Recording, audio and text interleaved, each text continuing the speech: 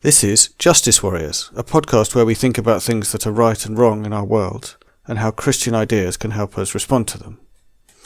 We prefer hard questions over easy answers, and we'd love you to join us in our ramblings. Listen in and contact us using the links in the show notes.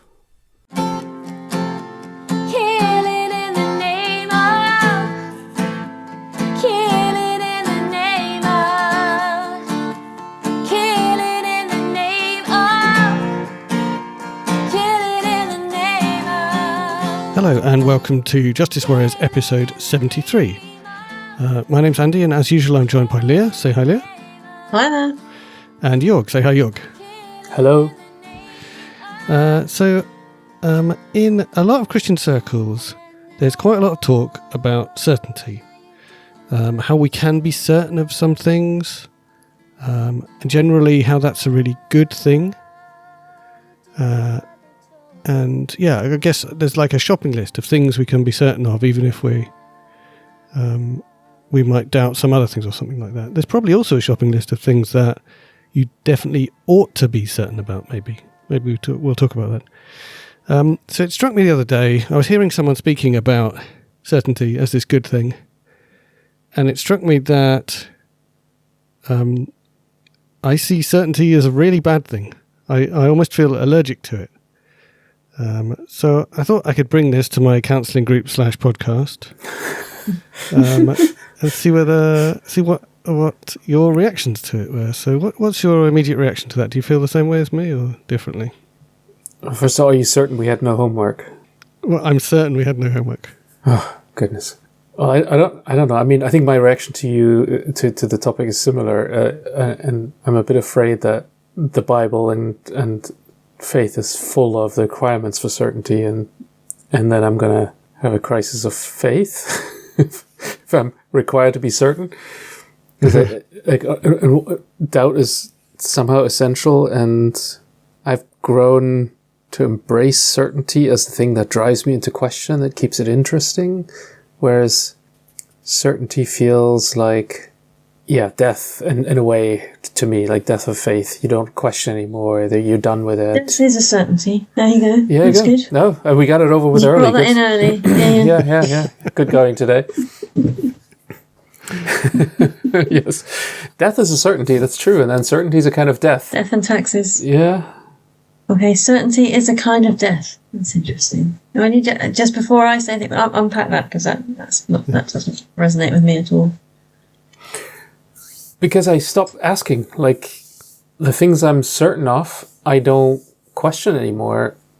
I don't investigate. I just take them for granted. And that's fine for a lot of different things in life. I wouldn't, we all have certainties about some things, but when it comes to faith and theology, I've just gotten so used to holding everything so lightly, because that's what keeps me in the faith, that there's something ineffable that I can never fully articulate, but that doesn't let go of me.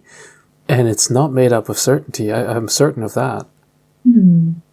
It's very hard not to fall into this kind of idea of a sort of spiritual journey, and how you get less and less certain as you go, as you go along. Whatever. Yeah, and that always feels a little bit patronising, doesn't it?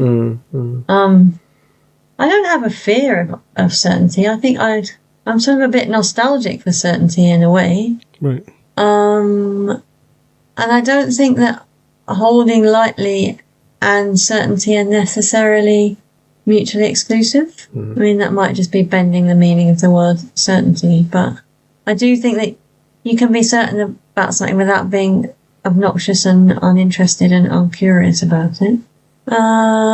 So it's not something I've really given a great deal of thought about, because I don't have that visceral reaction that you two seem to have to certainty. I think it would be quite nice in a way. One less thing to worry about. Do you think there's a list of things that we're supposed to be certain about? Is there a list? Don't really know. I really don't know. How appropriate. I think you're right, Leah. I mean, that there can be some obnoxious in saying, I've let go of everything and I'm now somehow floating in this transcendent space. I think for me, this was more of a journey of pain, that certain questions weren't allowed to exist. So in order to keep asking those questions, you had to let go of certainty. So beginning my studies of theology and sort of historical criticism, realizing that actually if I use literary methods to understand the different layers by which the Bible was composed, let go of a certainty of that verse being cross-temporal, right? Being just there. Perhaps the next level of uncertainty then was letting go of the idea of a God that always intervenes, that controls the world, and I may not know why, but everything that happens is somehow his will. And then thinking through this in the sort of theological topos of theodicy, like how can we think of a just God and see the evil in the world, and then seeing the largeness of evil, right? I mean, the standard example being the Holocaust, but I don't need the Holocaust anymore. There's way too much happening around us to think about that. Let's go of this kind of certainty. And so that was a journey for me that I was always faced with a choice of saying, stop questioning, hold on to this, or continue questioning, let go of it. And maybe that's a false alternative, and I would like to hear more of this unpacked. But there's so many things that I once took for granted that looking at the world, looking at how scriptural texts work, looking at how Christians behave and how the things that we promise salvation to be become so narrow, so small, and have absolutely no bearing on the world. And furthermore, looking at what life is like in stories of pain, injustice, huge inequalities. I don't know where that ground is for holding on to the certainty of a number of the things in the list. For me would be, there's an almighty God who can do anything he'd like to in the world, and he will when he feels like it, who requires a certain set of steps from you which will guarantee your salvation, which in the end means death doesn't really mean that much because you'll go to heaven with certainty, where you'll be certainly happy forever. And so, I mean, that's a kind of list that just has unraveled for me. And I haven't felt, even though to some this may sound like it, I haven't felt like I lost my faith, over it. So, yeah, I don't think for me, it's not an obnoxious deconstruction journey, but because I don't want to dictate that to others. But it's also something that I just can't unwalk that journey somehow. Sorry, that was long, but I think that's relevant to how I experience the word certainty, right? I think the reason why I feel allergic to that word used in a Christian context is because I think I took upon myself the idea that it was my job to be certain that was what being a Christian was, and being a Christian was the most important thing to be. And so I find it really interesting when you say you didn't lose your faith as you became less certain, because that's my experience. I'm still here in some sense. It still matters to me enormously. But I was always shown this paradigm of people who wandered away, lost their way, and lost that certainty, and that was the only bad thing and the worst thing that could happen. Yeah, I mean, for me, it's more like what you said in an episode many times, actually, that this kind of sense of like, you wanted to give up on God and you couldn't. Like, there was just something, and so for me, the only way I would let go of that is if I stopped having these kinds of conversations, if I stopped. No, it's hard. I mean, I kind of work in the space too, like, where you think about global justice, where you think about theology.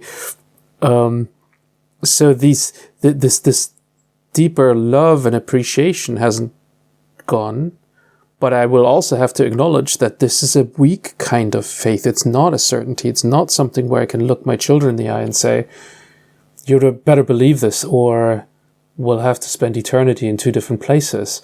Or, like it's not of that nature. So I'm hoping that they can discover the questions, but then at the same time I'm realizing that's maybe not attractive if you have nothing to deconstruct. So that earlier certainty of the sort of very pious evangelical 17, 18-year-old is perhaps the foundation for what happened next. It is really interesting to see what those journeys of faith will look like. And they won't, of course they won't be the same, but there will be journeys of faith. Of course there will. I'm absolutely certain of that. But they will be from a different place and to a different place, one would imagine. And I find the word faith really interesting, because in faith you step out into something unknown, right? And there are Bible verses that seem to suggest the opposite, that faith is certainty. Like, I guess we can talk about two different certainties. There's the kind of wager type certainty. I'm like, you're going to catch me. I know this is a wager. I don't know if you are. I don't know for certain, but I'm just going to act as if. But like, I don't like when you were saying, journeys of faith, and of course journeys of faith, because yes, of course we all make journeys of faith. Like, getting up every day is a journey of faith, that it's worth it, right? That we want this, and deciding to stay in life, to learn, to invest into the future. That's all journeys of faith. But that to me is not what certainty means. Like, faith is a trust in that, in many cases, the universe, in the way we've received it, is a gracious place. It's an abundant place. But that's not a certainty. That's a wager, because you look around you, and for some people it's absolutely not. I woke up in the middle of the night the other night, I don't know why, but just thinking about all the different life experiences that I haven't had in my fairly privileged life. Like, no permanent illness, no ticking clock on my head at this point, no bereavement of a close one. But in my immediate surroundings, I can see all of those happening, right? And so, what is that certainty then? Like, faith, yes. Trust in a future, or faith in a sense that when I die, I'll fall into something. What that looks like, I don't know. Like, there's a deep peace about these things, but is that certainty? So, Leah, have you experienced a kind of erosion of certainty of, like, we're on the right side? This feels to me like, in some ways, it's like the last bastion of my thing of, like, yeah, I'm not sure necessarily what I believe or whatever, but, like, if God really exists and we're growing, we're being influenced by God through the Holy Spirit or whatever, then what you'd expect then is that people in the church would behave better than other people. Have you experienced like an erosion of that kind of certainty that we're on the right side? I mean, the thing about people in church behaving better than other people, that's a tricky one, right? I mean, I do get quite cross with God that he doesn't make it easier to be a Christian. I mean, I feel like that would be a better strategy in my book, because, he calls us, or God calls us to this life of being God's hands and feet, but it shouldn't be so difficult, but it is. So I don't understand why there isn't more enabling from on high on that. So that's a bit of a weird one. There's so much I don't get, and I don't understand why it is, but I guess I've just got two fairly fundamental things about my worldview. One is best explained by reading the book The Life of Pi. For those who haven't read the book, it's a fantastical, crazy adventure, and at the end, the guy gets. Well, it does start off with the person who is telling this story is telling this story as a story about faith. And they tell a story of a fantastical adventure, and by the end of the book, it's been around for a long time, so I'm sure I'm not spoiling it for anyone, but by the end of the book you are left with the question, do you choose to believe the fantastical adventure full of beauty and pathos and love and suffering and joy and hardship and pain and ultimate redemption, or do you believe a far more boring, prosaic story that is just dull and lifeless and probably more likely to have happened? So that has always stuck with me and is a very guiding principle for me, that I would rather, and this is an answer to your question, I would rather be on the side that is full of joy and beauty and pain and all the rest of it, even if it turns out to be the wrong side. And that's a choice of how I'd rather live my life. But is it necessarily the right side? I don't know.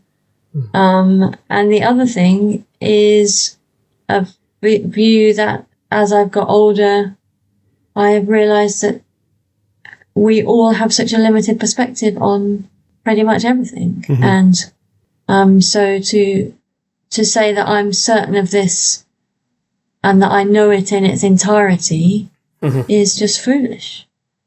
Yeah. So I guess there are some things that I am certain of, but I am certain that I have a grain of truth, and that there may be many other grains of truth that actually, when you put them all together, form quite a different picture than the one I think I have. But I do think I have a grain of truth in there. And that gives you a certain humility when you meet different views. So those two things, I think, are my guiding principles when it comes to certainty. That's interesting. I mean, I agree with you that the more you know about something, the more you know what you don't know. So, and that's perhaps part of that journey why it then also feels obnoxious, because it is something of a luxury that, you know, from our fairly well-trained academic positions, the privilege of not knowing, or to be able to say, I don't know this, and do it in a way that sounds smart. I mean, that is the obnoxious bit, isn't it? But it's true at the same time, is that I wish I'd known as a student how my lecturers felt. And I see it in my students sometimes think like, you think I have the answer? Like, what do you, like, actually, you know, part of the whole thing is that you help them see that the question is the thing you should be pushing for, which is why about academics is seen as be obnoxious. But I found it really interesting what you said about the life of Pi, because the way I read it would be that sort of much, much darker story, that's the story of certainty. You know, that's the kind of thing that sounds much more biomedical, assured, and the other thing's the trauma tale he put on top to cope with what he saw, and it's full of doubt. You read this thing, you think, that's not possible. You can't be stuck in a lifeboat with a tiger. I mean, that much we can say, without getting eaten. And, you know, and then a set of other animals on there. And you kind of read the story like, or the island in the middle of thing, that you know, this kind of floating island that comes up. And you kind of think, this is fantastical. This is not full of certainty. And in a similar way, I would say that actually makes my point that the embrace of uncertainty is where poetics lives. It's interesting that you bring up a book, because as soon as you said there's a book, I thought of one of my favourite books, which is Slaughterhouse-Five. Yes. And I think that really has a lot of bearing on this idea as well. So it's a story of someone who was involved in the Second World War and discovered the horrors of what their own side had done and was doing. And it's also a story that just like loses touch with reality completely. It goes into this weird sci-fi scenario and jumps back and forth. And to me, it was an expression of, in a way, there's like a moral certainty there. Like the only way to cope with this awful stuff is to just lose it. So in that sense, there's some certainty. Interesting. There. Wow, we should start a book club. But the other aspect of it is just this story of doubt, right? Of like I thought that we were the good guys, or at least the not too bad guys, and then it turns out we're as bad or worse than our enemy. And so that's just a kind of a more normal story of just like destruction of certainty by evidence. But at the same time, there's this whole line of certainty in there. I mean, like, you know, this is about the bombing of Dresden, and it just turns into the scene. But the certainty is that his life is always going to go in that way.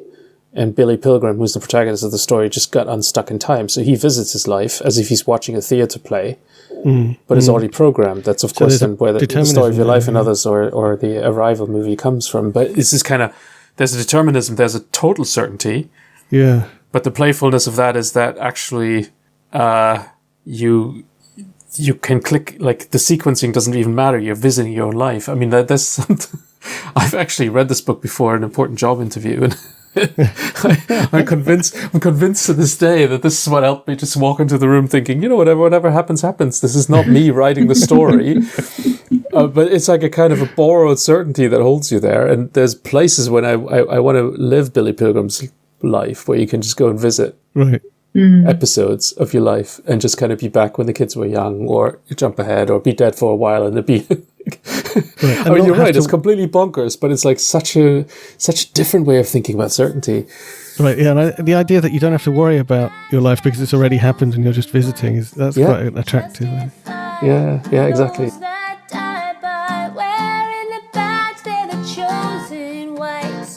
Those who died justified for wearing the badge, they're the chosen whites.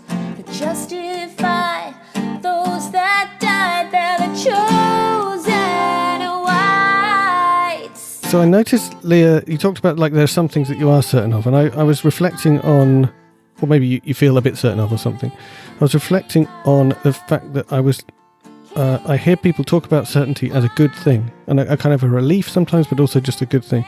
And I wondered whether some of the things that you feel more certain of, is that a good thing? Yeah, I do think I need some sort of anchor somewhere, and however vague and woolly it sounds, I do believe that there is some kind of a being that we can't really understand or know, that has good intentions towards the world, and that the word that we use as love is the best thing that we've come up with to describe our relationship with that being. But that is the bedrock of what I believe.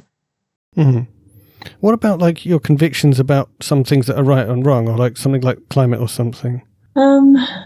So they come out of come eventually out of that view that if there is a good being, let's call it God, that we should try and live our lives in a way that responds to that being and responds to the other people around us in love. That the relationships that hold us are relationships of love between us and our fellow people, and us and this being. And so if I'm going to live my life like that, then as best as I understand it, it does have an impact on justice and care. And the thing for me is that it's and why it's so important to have some kind of certainty about this stuff is that it takes me out of myself.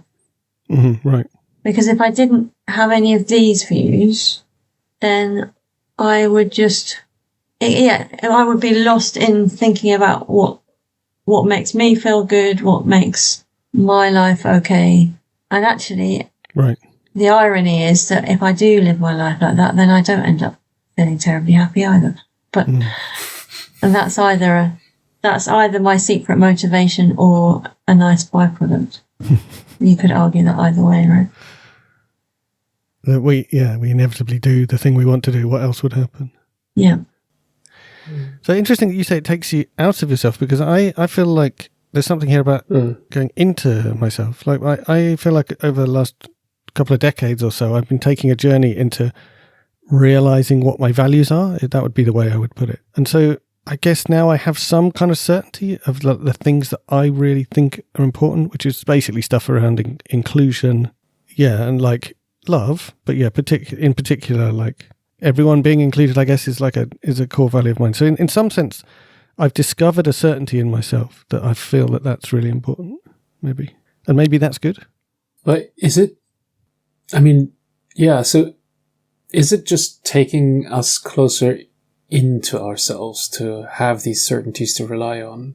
So, it's a very much a condition of our age in our culture to be able to say, like I said, this is my journey, leave it be. I need to find my own values. I want my kids to find their own journey in the faith, because in the end, it's who you are individually that matters. And maybe there's an important doubt here to think about, that actually the giving up uncertainty means we don't engage with one another anymore in the same way. Do we need the trade in certainty that we're striving for something? So, I mean, I'm obviously playing devil's advocate because I'm very comfortable in just letting go and thinking, like, I don't even know that I need a being. I just know I'm part of somebody else's story, and I'll watch the rest play out. Like, that's the sort of kind of background hum in my own life when it comes to faith or certainty of the remaining.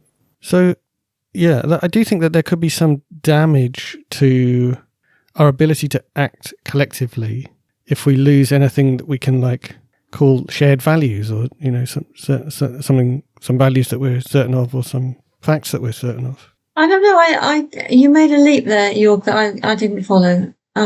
Because I don't see how just explain again how the loss of certainty makes us more individualistic.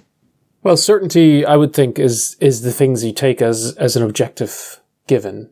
So if I'm certain of something, I would want to convince you of it, wouldn't I? Because I think it's true. That's the kernel of truth. That's what I know. So, or are we saying, oh, that's just my certainty? Then the question is, like, what does that say about how we anchor certainty?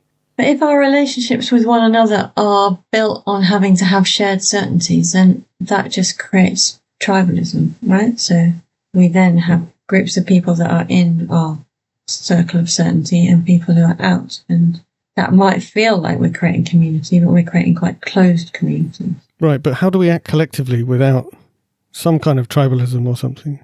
That's the question. I mean, like I don't know that tribalism necessarily follows from saying, look, we need to talk about this, because I can also simply discover, okay, we are different here and we can still work together. And then we find a way to work around that difference. But if it's just like, that's what you believe, here's what I believe. Yeah, I don't know. I mean, I think what I was trying to say with the grain of truth thing before wasn't that we kind of go, oh, here's my grain of truth, here's your grain of truth, that there's some sort of, I can't think of a metaphor, there must be a metaphor out there, some sort of bringing together of those grains of truth and building up some kind of a picture collectively that says, oh, I see, so you've come at this from this angle and I've come at this from this angle, and actually look, here we've got this really beautiful thing that's in the intersection of our two perspectives.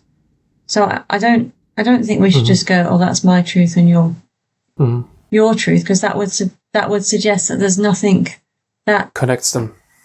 That connects them. Whereas I do think that often we fail to see the thing that connects things that might actually appear initially to be diametrically opposed.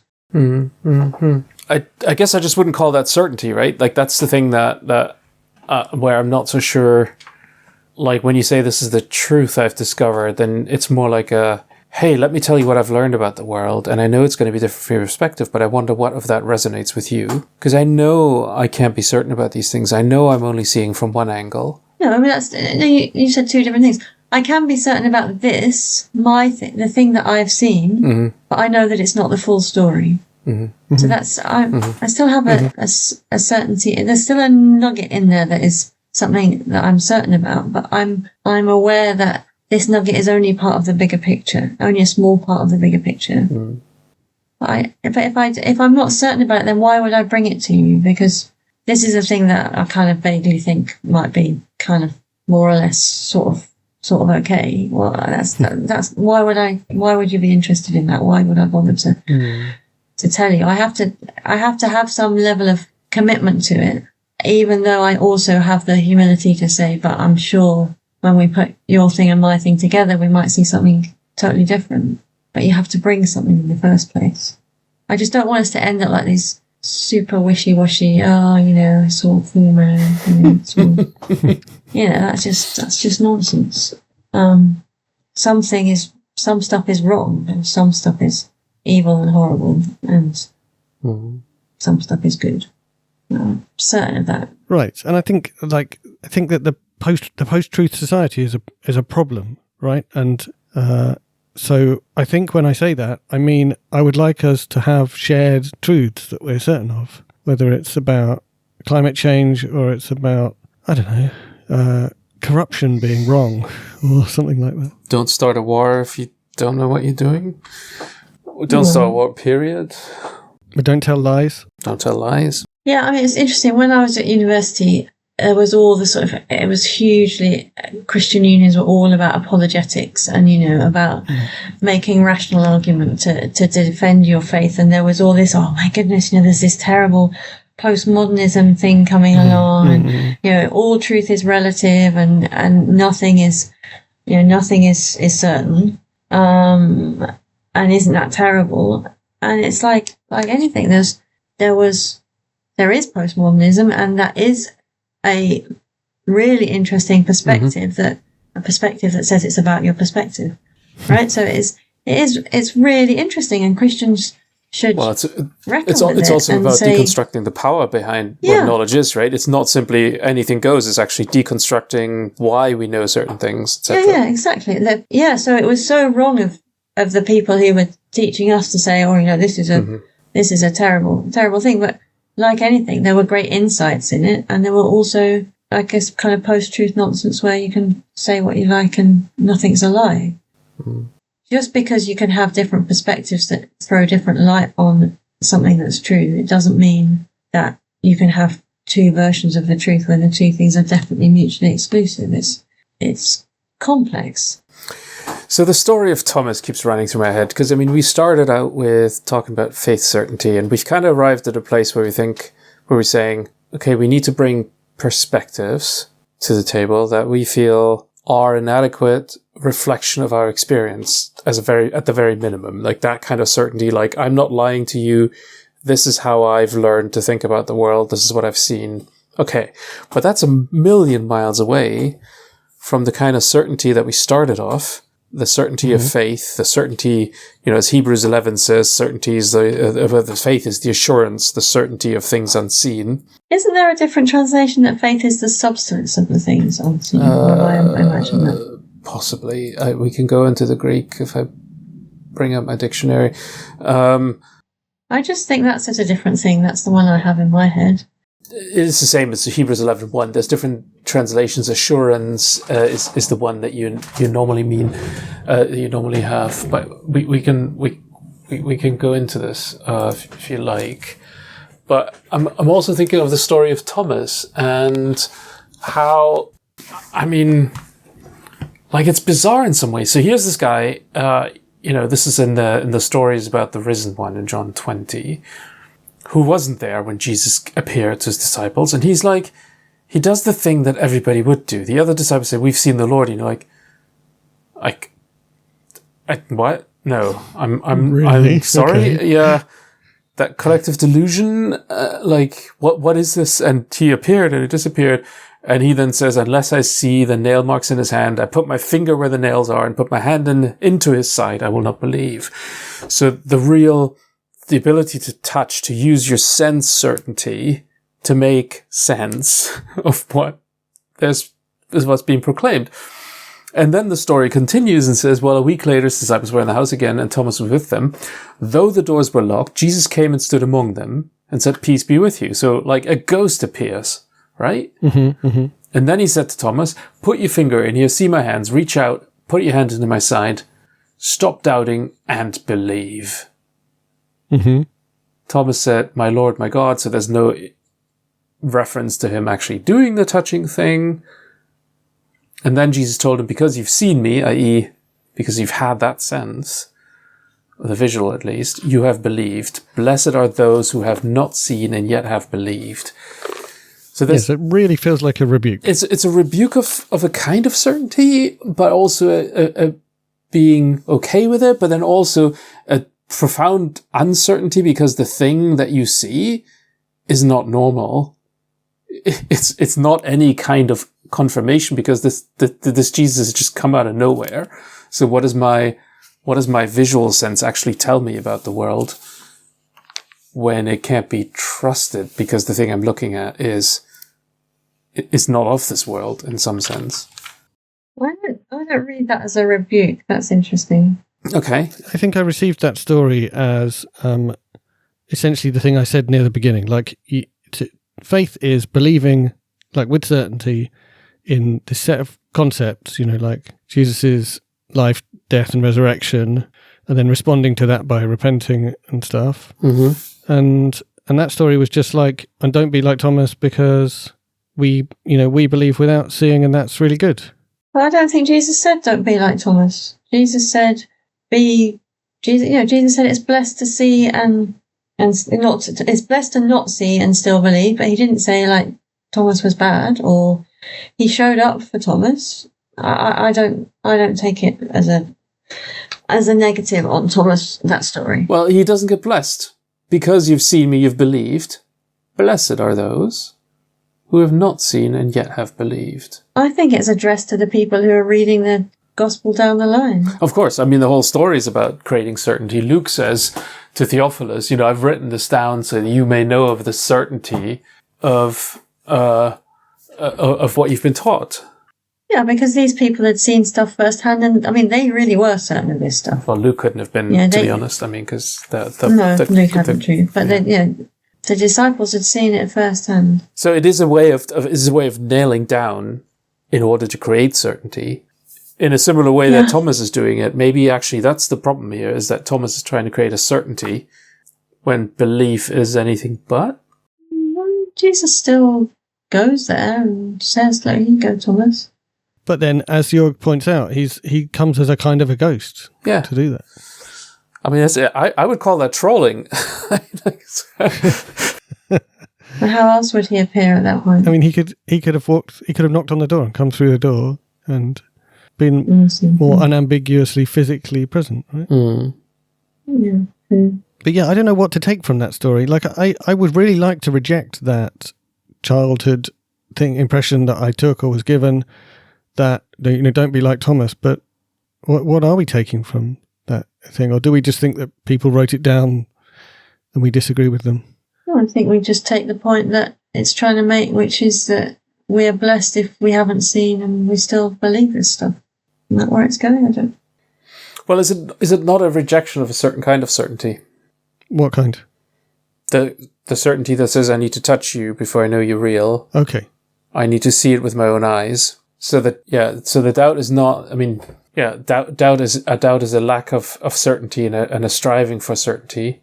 I think that goes along with what we talked about last time, with like being born from above, right? That if we rethink what Jesus was saying from, here's a set of propositions you must believe and then you go to heaven, and instead interpret it more as like, it's happening now and you need to sort of open yourself to something coming from above and be yourself from above in some sense. And like, everything's more complicated than you thought. You should be more open.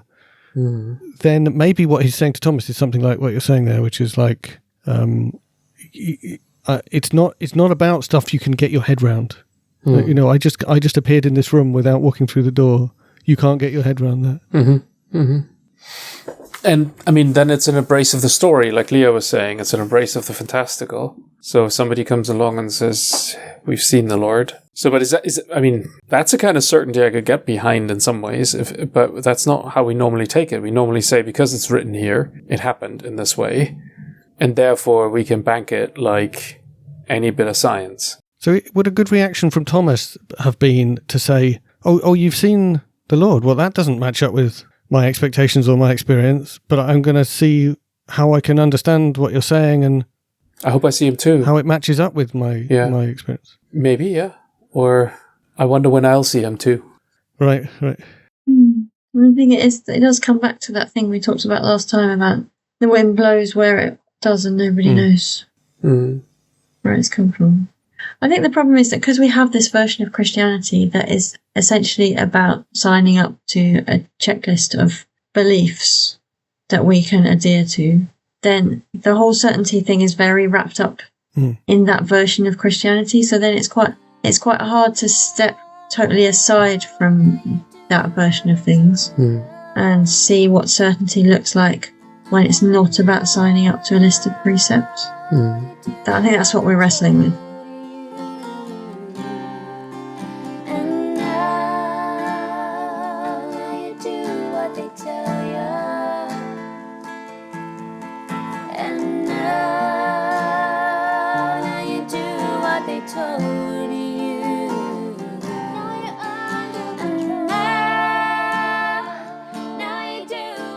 I feel like we could do with like some kind of moral certainty in the sense of being certain that it's important that there are things that are right and there are things that are wrong, and So you say in British politics, some people might say there's just a sense that there's a lot of people who are kind of trying to persuade us to think that they're sensible people or good administrators or whatever. And maybe we could do, I think sometimes maybe we could do with a dose of people saying, no, this thing is wrong. Whether it's about attacking the weakest people in our society. And I wish people stood up and said, your problems are not caused by the poorest people in our society. They're caused by the richest or whatever it is. I mean, I think we haven't really talked about, I would have a certainty that all people are created equal and equally to be loved and respected. I mean, that a lot of what we believe to be morally right flows from a certainty about that. And that's a bit complicated, right? Because in a way, that's more of a choice than a belief. Like, I choose to treat people that way, or like try to learn to treat people that way. Not because I think there's something about like the human genome that makes it true that we all have the same value. Like, there's no theory behind it. I see it as more of a choice. And I think that's what James was getting at when he talked in his letter about faith without works is dead. There's no point in having this set of checklists that you have to sign up to be a Christian if it doesn't affect the way you treat the people around you and the choices that you make in what you do. Including maybe a choice to be certain about some principles. But it feels sadly like through the ages, the church has been much better at being certain about Jesus' death and resurrection than it has at being certain that all people have equal value. Feels like we've done a very good job of finding reasons to make lots of people not of equal value. But I mean, like Andy said, that's a setting, right? There's nothing in my frog pond that gives me that principle, because the laws of nature are, it's a giant recycling program that doesn't care about the individual, that drives forward in maybe higher complexity, if that's what you want to call it, but certainly like has a joyfulness in just doing mutations and trying out new paths and see what happens. And then sometimes other things happen that become more intelligent and also more destructive at the same time. But there's absolutely nothing in that factual, scientific understanding of the world that would dictate to us that everybody's created equal. That's an ethical setting that must come from elsewhere.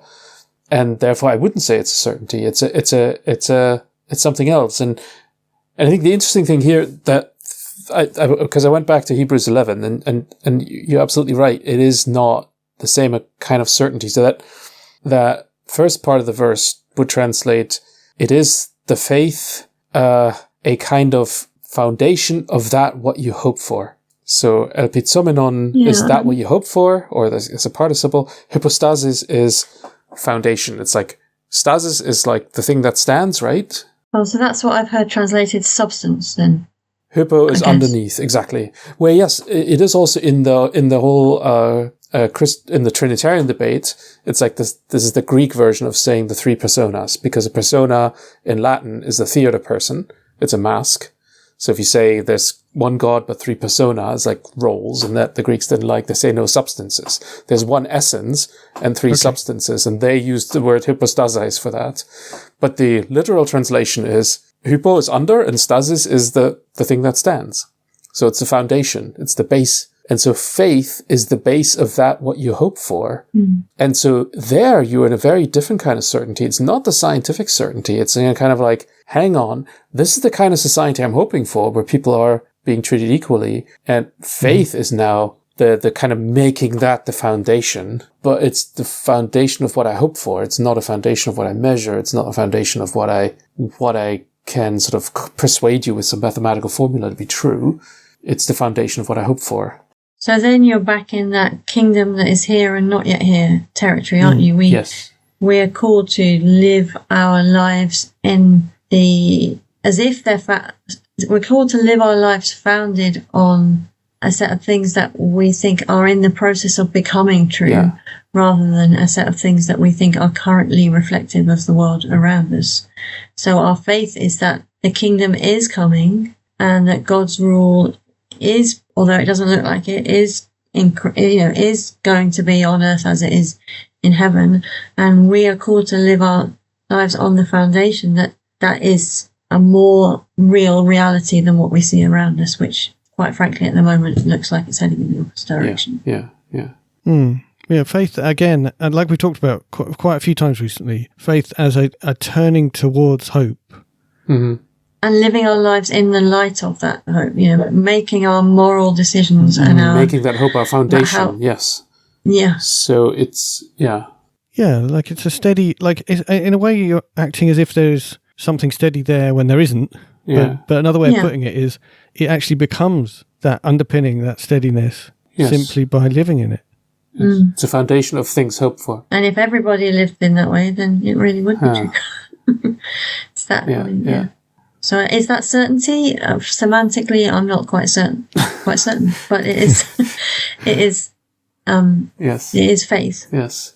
That's good. Like when I hear verses like that, it just takes me straight into these really simplistic ways of thinking that I know I already feel like I've got over, but then I just jump back into them when I hear things like that. But as an underpinning for living with hope, like that's an idea I can pursue. I would rather choose to live my life as if it's part of a story of God's graciousness and abundance and generosity, and that there is a trajectory of the universe that is headed towards the day of the Lord or the kingdom coming. Even if it turns out to be nonsense, I would rather have lived my life in that reality. And I suppose, like Jörg says, having lived a very privileged existence, actually my doubt and my fear is that if ever it comes to a crunch point in that kind of way, that I won't be able to live my life in the light of it, that I will make the small sacrifice, the decision to save my family or myself or act in my own narrow self-interest when it's really put to the test, and that genuinely... Oh, you might not. You might just find out that sometimes life is really, really, really hard. It's just that as a friend and colleague of mine, just that there's a constant drum of pain. And no matter how well you try and deal with it, that's just there. And that takes a certain kind of certainty away of, if you try hard, if you plan well, if you do this or that, things are going to work out. No. And then you have to reach deeper somehow. I mean, the second part of this verse, often translated, let me find it again. Faith is the assurance of that we hope for and the certainty of what cannot be seen. I mean, it's also interesting when you think about it, this kind of certainty, it's almost like a mathematical proof or forensic proof of the unseen. So again, it actually plays with the normal ways in which we get certainty. Like you're applying a mathematical proof without showing anything for it. So it's again the invitation of trusting that ghost that appears and not trying to reach for it because that's futile. You just saw him come out of nowhere. Like what will the touching change in that?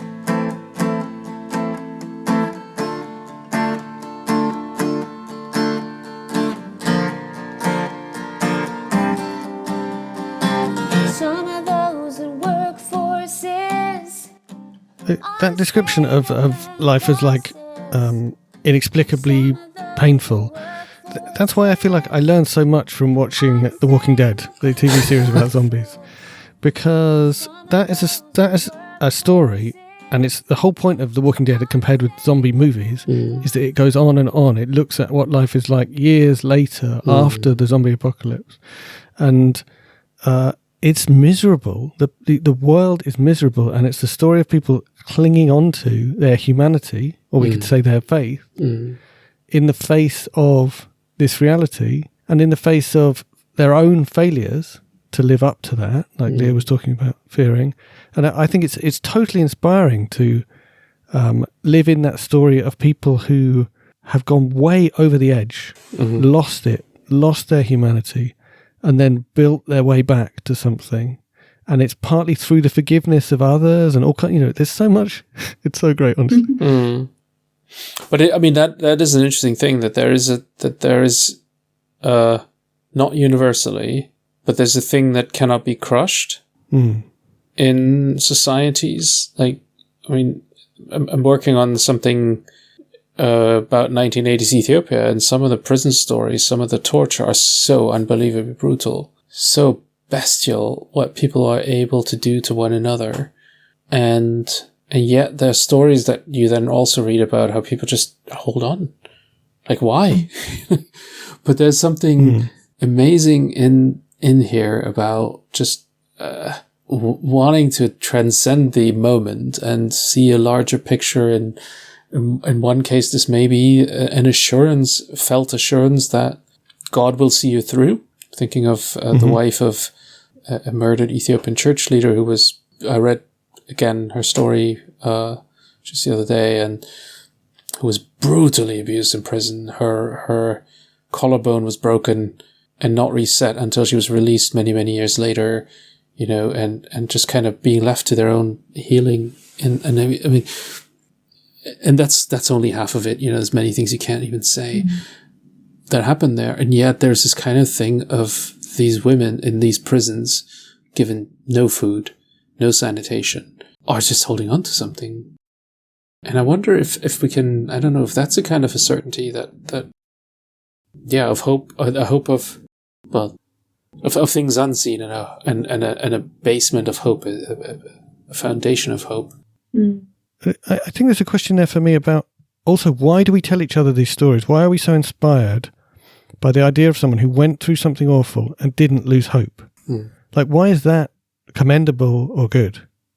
And we don't just think, how stupid. Yeah, exactly. Or just give up. Yeah, or just like, why is it any different from someone who did lose hope? And I feel like it must be inspiring, because in some sense we think that that's right and good. Maybe we're even certain of it, that this hope is what it is to be human in some sense, or to be good at being human or something, and that's why it's inspiring, right? Yeah, and we have a deep admiration for the heroic and the self-sacrificial, literature and culture. Is there also the strong wish that evil isn't here to stay, that's not the thing that defines us, right?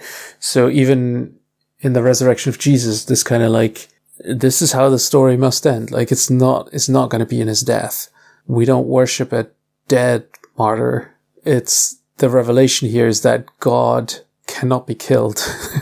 this goodness, or that sort of force that holds the universe together, that attracts our love, to use Leah's initial pitch here, is what will triumph no matter what we can do. Because everything else is really dark. If you think that, that's a sort of fascist view of the world. The powerful will win. If you can be on top, you kill the other, then it's done. And that out of that you can build something that lasts. Yeah, and I think you get that sense in Revelation, don't you? That sort of repetition of the idea of those who overcome. And you don't get, it doesn't feel like an overcoming in a kind of, kind of rah way. It's feels like an overcoming in us, and there's a standing fast and a holding on. Well, this in Hebrews 11 goes on to that, because that's the sort of gallery of the heroes of the faith, right? And it's always in part of the story that, they looked beyond, Abel brought about a sacrifice than Cain. He looked higher. Noah built the ark.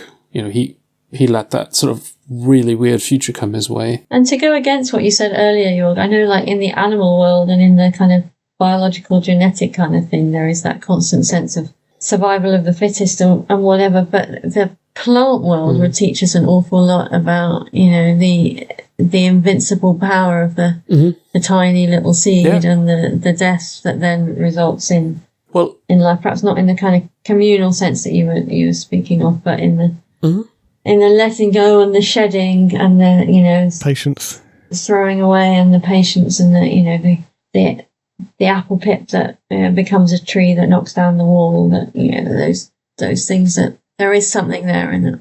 Yeah, even the animal world, like even the few tadpoles that have survived the onslaught of the insatiable newts in my frog pond this year, they are, and the newts really are insatiable. I found them like half in stupor, like just full, like just floating in the pond, not even hiding anymore.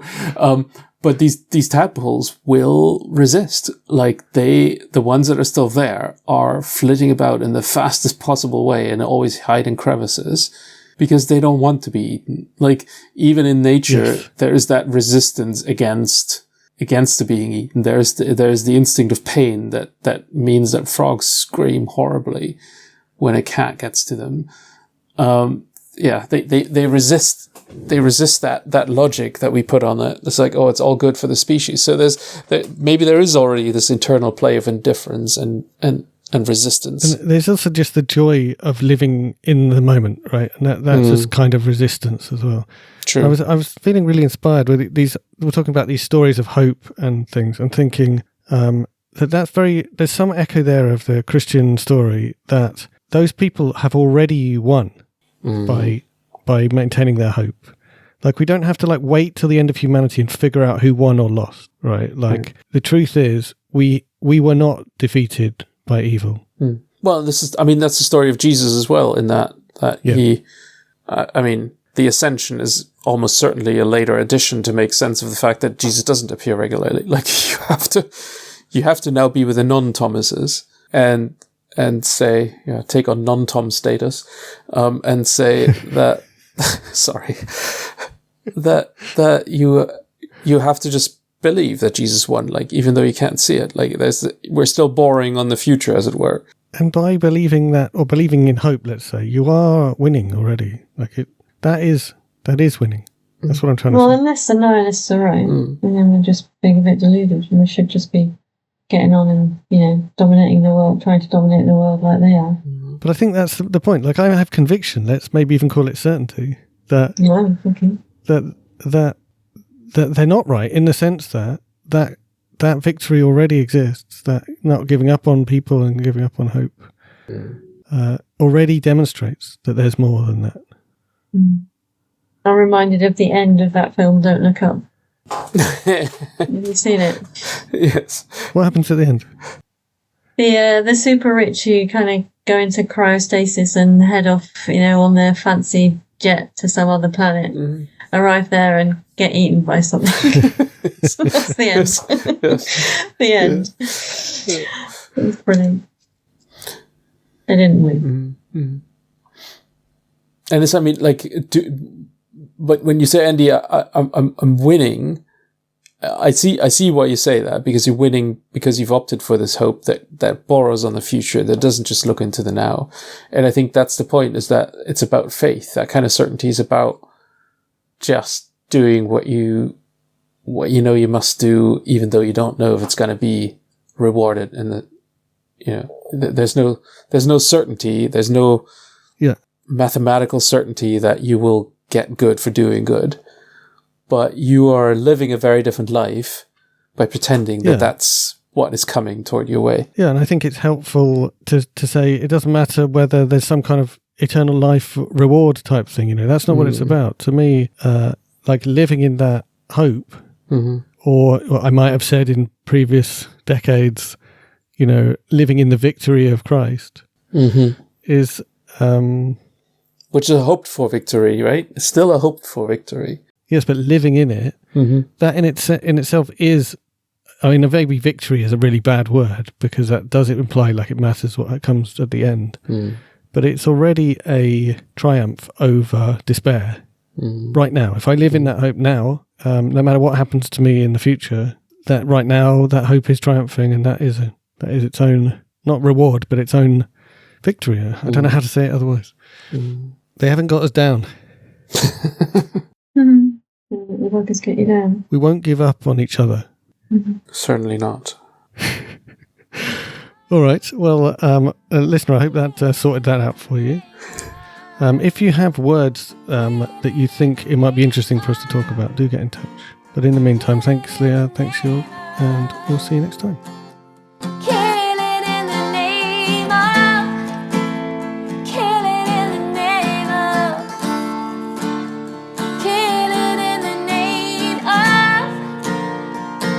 been listening to Justice Warriors. You can subscribe wherever you get your podcasts, and you can also follow us on social media by searching for Justice Warriors, where warrior is spelt like someone who worries about things. If you enjoyed this episode, please subscribe and leave us a rating, since that helps other people find us. Also, please tell your friends about us in real life. We'd love to hear from you. To get in touch, use the email address in the show notes or contact us via the social media links. Thanks for listening. Now you do what they told you.